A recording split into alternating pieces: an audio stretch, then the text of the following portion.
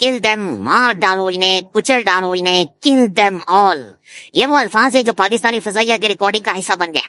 ये वो अल्फाज है जो तारीख का हिस्सा बन गया। ये वो आखिरी अल्फाज है जो पाकिस्तानी फजाइया के सरबराह ने पाकिस्तानी पायलट्स को आखिरी लम्हात में आखिरी ऑर्डर्स दिए।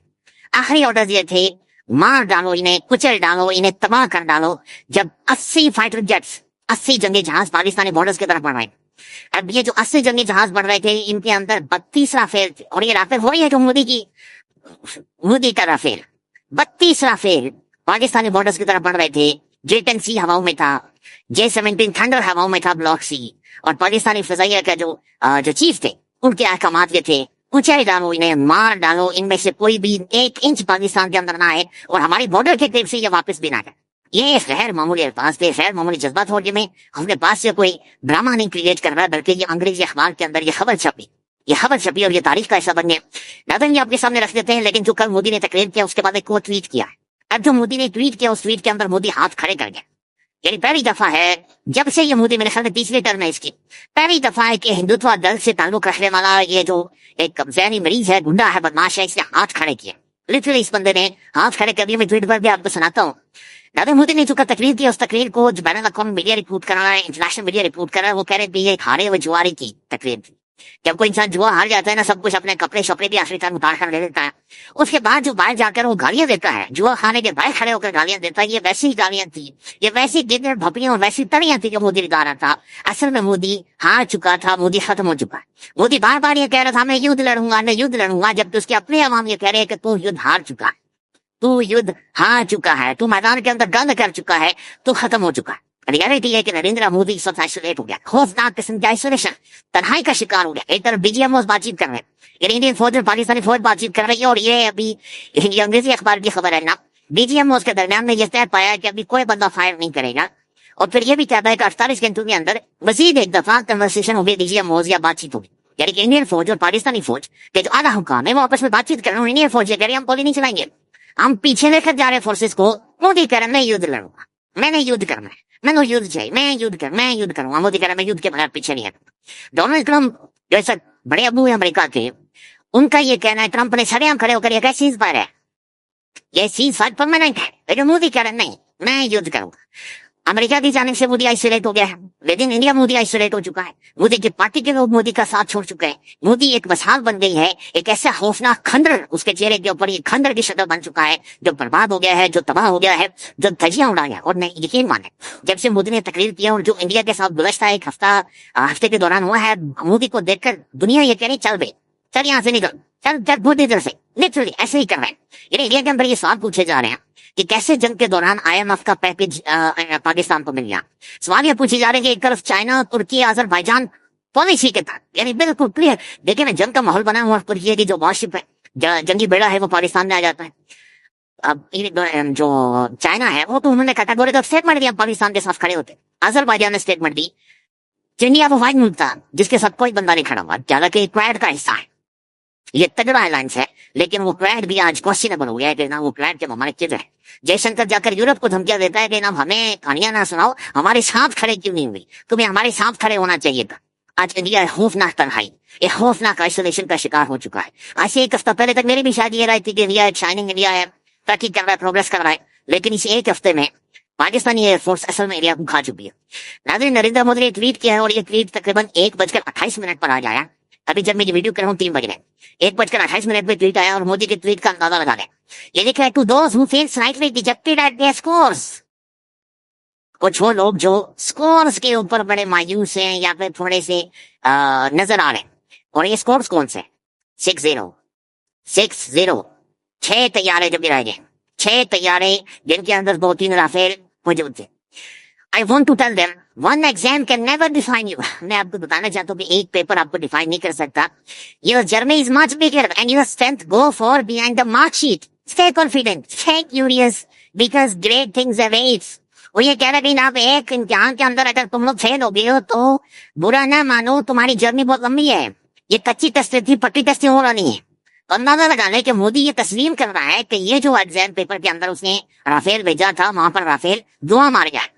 यानी ये वही मोदी था जो सुबह उठा था राफेल जब जेट तैयार इंडिया के अंदर आए, इन्होंने उसे टीका लगाया, उसकी पूजा जैसे आरती उतार रही थी। यानी मैं वो मुझे याद आ रही है राजनाथ ये तो रायना ऊपर चढ़ के उसे टीका लगा रहा था और मोदी तो उसके लिए लेट रहा था और राफेल आ गया, राफेल आ गया, राफेल। इंडिया के अंदर अगर इस वक्त कोई बंदा नहीं नाम ले रहा तो राफेल का नाम लेगा। यानी राफेल का नाम इस वक्त हराम है इंडिया का। जिस तरह शरीफ खानदान के ऊपर हराम है मोदी का नाम, बिल्कुल उसी तरह से इंडिया के अंदर या मोदी के मुंह से राफेल हराम है। दोनों के दो अल्फाज हराम है। शरीफ खानदान मोदी नहीं कहता और इंडिया राफेल नहीं कहता। ये राफेल आइंदा नहीं कहेंगे। आइंदा ये S-400 बिजनेस सिस्टम का कभी भी जिक्र नहीं करेगा। और मोदी ये कह रहे थे जनाब एक एग्जाम की वजह से आप मायूस ना हो। अब आप अंदाजा लगा लें कि जो इंडियन मोदी है ये एग्जाम की बातचीत कर रहा हूँ, इनका जो BGM है वो विराट कोहली के बारे में बातचीत। और भाई तू 10 राफेल कितने है तेरा राफेल कितने राफेल नु बाहर हटो और इंस्टेड के राफेल नु बाहर हटो। वो ये कह रहे थे वो जी कोहली रिटायर हो गया है तो कोहली देखेंगे बहुत अच्छा खिलाड़ी था। तो मैं 70 में डेनिस लीवी जब बॉलिंग कर रहा था और डेनिस लीवी वो आगे लोग कह रहे हैं कैसा बंदा। मैं आपको एक सुनाता हूँ। एक इंडियन नौजवान का ये कमेंट है और ये नौजवान क्या कह रहा है आप सुने सिर्फ 1 मिनट है क्लिप है और ये सच कह रहा है। ये झूठ नहीं बोल रहा। ये चला कर रही है पाकिस्तान चश्मा हटाना और इसे साइड में रखना तो आपको पता लगेगा कि हम युद्ध हार चुके हैं। तब आपको पता लगेगा हम युद्ध हार चुके हैं। हम जीते कब के? जब पहलगाम में हमला और हमने आतंकवादियों के नौ ठिकानों पर मिसाइल गिरे, हमने जो चीजें मारी है, जितने भी ड्रोन वगैरह गिरे तब हम जीते थे। लेकिन जब पाकिस्तान ने दोबारा हमला करा तब हमारा टारगेट था POK। हमने POK नहीं लिया, हम हमला हार चुके। अब इस बात पे तालियां मत बजाना कि मोदी जी क्या कर दिया आपने, कैसे पाकिस्तान में घुसे। हमारी इनके जो ड्रोन मिसाइल जितने भी हथियार थे दिल्ली तक आए हैं। खाली बॉर्डर में जम्मू पंजाब राजस्थान यहाँ तक नहीं ना, गुजरात यहाँ तक नहीं ना, दिल्ली तक उन्होंने टारगेट करा था। पलवल तक वहाँ पे मिसाइल निकली है, पलवल तक मिसाइल निकली है। और मैं एक बात और आपको बताना चाहता हूँ, पाकिस्तान ने कितना लंबा ये गेम खेला है। इसराइल और हमास का युद्ध हो रहा था तो हमास ने बहुत चीप प्लान की मिसाइलें की थी और चीप प्लान के ड्रोन गिरे थे। यही पाकिस्तान ने अपना रही थी। पाकिस्तान को नक्शे से मिटा कर मोदी जी किस बात की इंतजार है हमारे पास? आपने 36 साल हाफिज 5 साल के लंबाई है तो वे 21 तक कटेंगे। ये राफेल के पत्ते बना के घुसेड़ेंगे। अरे साल से क्या राफेल बत्ती बन के बना के घुसेड़ेंगे। अच्छा ये कह रहे हैं ये दिल्ली का शाना है और ये दिल्ली का बिड़ू है। तो दिल्ली का बिड़ू ये कह रहा है कि जनाब दिल्ली जो दारुल हुकूमत है, राजधानी है भारत की, ये कह रहा है कि जनाब वो जो पाकिस्तानी मिसाइल है यहाँ पर आकर लग रही थी। वो कह रहा है कि जनाब ये PL-15 और आगे पीछे जो फतह 1 और फतह 2 है ये जनाब इधर आकर दिल्ली में आकर लग रही थी। बिल्लू परेशान है और पूरे इंडिया है जो उनके ये हैं ये ठीक ठाक परेशान। और बल्कि मैं कुछ बल्कि परवेज वानी को जाकर आप लाजमी सुने। परवेज वानी ये कह रहा है कि अगले 5 साल से सोचे हैं क्या करना है, क्या 5 साल सोचे और 5 साल सोचने के बाद आपको पॉलिसी बना सकते हैं। चंद चीजें मैं आपके सामने रखना चाहिए। बड़ी प्रोमिनेंट शख्सियत है वो क्या कह रहे हैं। ये सदानंद दुबे है। दुबे जी क्या कह रहे हैं, I would not be surprised if one casualty of the recent India-Pakistan shooting match in the Kuwait, वो क्या कुवैत के ऊपर सवाल बता रहे। चाइना ambiguously backed पाकिस्तान, यानी चाइना बगैर किसी इफेक्ट बच के पाकिस्तान के साथ खड़ा हो गया। Its most important client state. Can anyone honestly claim that the India's Quad partner, यानी इंडिया के जो क्वाड के पार्टनर है वो किधर थे? To clarify, I'm not predicting that the Quad मर चुका है। मेरे ख्याल में इसके अंदर इंडिया, ऑस्ट्रेलिया और अमेरिका है। तो मैं नहीं कहता कि क्वाड मर चुका है, लेकिन सवाल ये है कि क्वाड उसका किधर था। तो सवाल हमारा भी है कि राफेल किधर है। यानी इन सारी चीजों को सामने रहा। मैं मजीद कुछ चीजें आपके सामने रहा। ये शिव अरोड़ा है। अरोड़ा जी क्या लिखते हैं, PM Modi is front of an PM Modi in front of an S-400 missile launcher at the Adampur airbase. यानी जो आदमपुर के अंदर S-400 इसने लगाया था उसके सामने खड़े होकर इसने सिर्फ तस्वीर बनाई थी, मोदी ने सेल्फी बनाई थी। This is the first public image of the S-400 air defense system in service since deliveries began 4 years back। ये पहली तस्वीर है जो हमने देखी है। और दूसरी तस्वीर वो है कि जो S-400 मिसाइल सिस्टम का मिसाइल सिस्टम है कोई पता नहीं चल रहा। और वो उधमपुर में जो उधम मची है वहां से ढूंढा जा रहा है, बठिंडा में राफेल ढूंढा जा रहा है। तो वहां पे तो बताने का मकसद यह है कि India as a state collapse कर गया है ना। फिर एक और खबर है मेजर बोरोवार के हवाले से, वो भी आपके सामने रखते हैं। लेकिन उससे पहले मैं चाह रहा हूँ कि ये सबसे इंपॉर्टेंट और सबसे अहम खबर आपके सामने रखूँ। और ये हमारे लिए एक बड़ा प्राउड मूवमेंट है और ये फखरिया मूवमेंट है। और ये बात ध्यान में रखेंगे, जब हमारी इकोनॉमी कोलैप्स कर गई, जब एस्टैब्लिशमेंट और आवाम लड़ी हुई है, जब पॉलिटिकल डिफरेंसेस मौजूद हैं, तब हम एक ऐसी स्टेट है, हम एक खुददार मुल्क है। हमें दुनिया आज ये नहीं कह रही है बदमाश मुल्क है, हमें दुनिया खुददार मुल्क के तौर पर जानती है। दुनिया जानती है कि आप अपने से 10 गुना बड़े मुल्क को इसने तेल पिला दिया है। इस मुल्क ने जब इनकी इज्जत के ऊपर, इनकी खुददारी के ऊपर बातचीत आई है। ये क्या प्राउड हमारी एयरफोर्स है, क्या लोग हैं, क्या ऑफिसर्स हैं, क्या पढ़े लिखे जवान है। ये इनकी शख्सियात देखें, इनकी पर्सनैलिटीज देखें। ये द न्यूज इंटरनेशनल की खबर है और खबर की टॉप हेडलाइन ये है, किल देम, मार डालो इन्हें, do not let them in air इन्हें पाकिस्तानी सरजमीन के अंदर ना आने देना। Air chief rued as the Pakistani air force faced off Indian jets. Pakistani air force के जो चीफ है उनके जो आखिरी स्टेटमेंट थी मार डालो इन्हें, इन्हें घुसेड़ दो, kill them, do not let them enter even an inch into the Pakistan. इन्हें मार डालो, इन्हें पाकिस्तान के अंदर भी नहीं दाखिल होने देना और बॉर्डर की गेट भी नहीं आने देना। Came the commanding voice of the Air Chief Marshal Zahir Ahmad Babar Sidhu. यानी सलूट है इन्हें, सलूट है, ये कि माने सलूट करें ऐसे ऐसे फौजियों को, ऐसे ऑफिसर्स को, ऐसे शख्सियात को, ऐसे देर गैरतमंद इस मुल्क के बेटों को, यानी अंदाजा लगा लें, फैल दो इन्हें। अब एक लम्हे के लिए भी आंख नहीं झुकानी। ये कह रहे कि जब रेडियो के अंदर इनकी आवाज बाकायदा से सेव हो गई है। He was speaking directly to the pilots of 15 Squadron. ये डायरेक्टली 15 स्क्वाड्रन के पायलटों से गुफ्तगू या बातचीत कर रहे थे। A unit he once had led once. ये सब कुछ हुआ है। उसके बाद क्या हुआ जनाब, उसके बाद ये लिख रहे हैं कि ये अल्फाज उन्होंने तब कहे, The night of May 6 and 7 marked a critical juncture. Nearly 80 Indian aircraft, 80 जंगी जहाज, including 32 राफेल, मोदी की 32 राफेल, 30 SU, और equipped with the BrahMos missiles and a mix of MiG variant, यानी BrahMos मिसाइल के साथ SU-30 और फिर 32 राफेल, ये पाकिस्तानी सरहदों की तरफ 80 जहाज, 80 फाइटर जेट बढ़ रहे थे। और ये कहते हैं कि टूक ऑफ फ्रॉम एटलीस्ट इंडिया की 12 एयर बेसिस से इन्होंने जो भी पाकिस्तानी बॉर्डर की तरफ परवाज बढ़ी, और ये सेकंड्स में आते हैं, सब गुम बस निकलते हैं और पहुंच जाते हैं। According to the Pakistani defense source, in response, Pakistani Air Force scrambled roughly 40 J-10 and other fighters. Pakistan के 40 जहाज, ये 80 के मुकाबले में 40 फाइटर जेट्स, जिनमें J-10C है, जिनमें J-17 थंडर है, महराज और मुख्तलिफ फाइटर जहाज है, ये पाकिस्तानी फिजाओं में आमने सामने आ गई।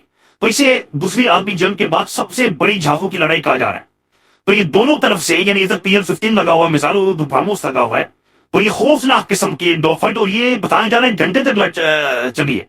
यानी 80 फाइटर जेट आया हुआ है, राफेल आया हुआ है जिसकी आखिरी उतारेगी, और इधर ये PL-15 ऊपर है और ये 1 घंटे तक हवाओं में आमने सामने मौजूद है। Pakistani Air Force works in a close coordination with the Pakistan military and in intelligence service. Thus, they already have some intelligence that the Indian plans will embark on. So, our pilots are already in the air to give them a welcome. ये कह रहे हैं कि पाकिस्तानी खुफिया इदारों ने और पाकिस्तानी फौज ने, फौज की जो इंटेलिजेंस है, उन्होंने पहले से इन्फॉर्म कर दिया था कि आगे जहाज आ रहे हैं, और फिर जा रहे जो सैटेलाइट मॉनिटरिंग थी उससे पता चल गया था, या इससे पहले जो पाकिस्तानी बॉर्डर की तरफ उठकर आते पाकिस्तानी जहाज ऑलरेडी हवाओं में थे to welcome them. Indian fighters reportedly attempted multiple incursions into Pakistan. यानी कई दफा कोशिश की, इधर से इंटर हो, उधर से जफराबाद से फलाने जगह से इंटर हो, but failed to penetrate. However, when the missile strikes targeted civilian facilities in Abad, Jammu and Kashmir and Shekhapura, Pakistan initiated what officials described as the offensive counter-air operations. यानी पहले ये देख रहे थे कि जनाब ये जहाज क्या है, लेकिन जो ही उन्होंने मिसाइल्स फायर कर दिए, अटैक कर दिया, देन राफेल को फिर उन्होंने ठीक ठाक सेट किया और इंसान का बच्चा बनाया। Only after an Indian projectile was detected within the Pakistani airspace did Sidhu authorize full engagement. जो ही पाकिस्तानी एयर स्पेस में इंडिया का BrahMos या जो उनके मिसाइल से दाखिल हुए, देन पाकिस्तानी एयरफोर्स के जो सिद्धू हैं, चीफ है, उन्होंने कहा कि ना अब छोड़ना नहीं है, पड़ जाओगी। In the ensuring aerial combat, 5 Indian aircraft were reportedly down, 3 Rafale jets, 1 MiG-29 and 1 Su-30.